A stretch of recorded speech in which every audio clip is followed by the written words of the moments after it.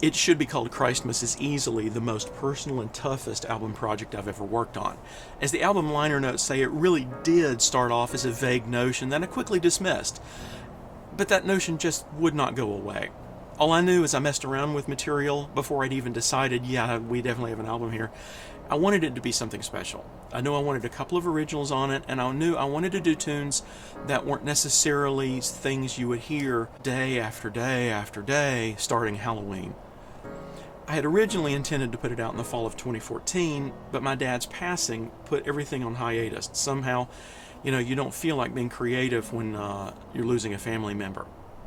I think the wait was worth it, though. The last track on the album is called It's Goodnight, Not Goodbye, and it comes from that whole experience. My sister Angie and I were talking about the whole death process and what we were about to face and all that after my dad's diagnosis, and she made a remark about how for Christians it really wasn't a goodbye so much as a good night.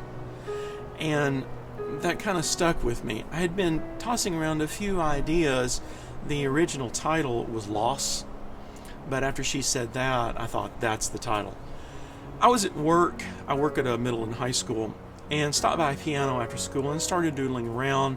The first few chords that came up were interesting enough to write down, and within about 30 minutes I had the entire A section written down on a recycled piece of paper and a document on an iPad. So how kludgy can you get? I was a little concerned about it going into the studio to record it, even though it's solo piano.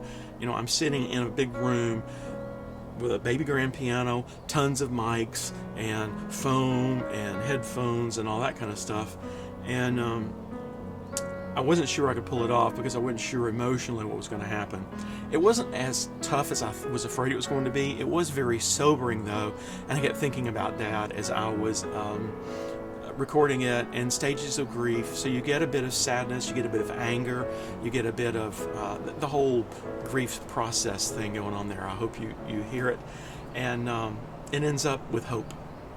So I hope you enjoy it.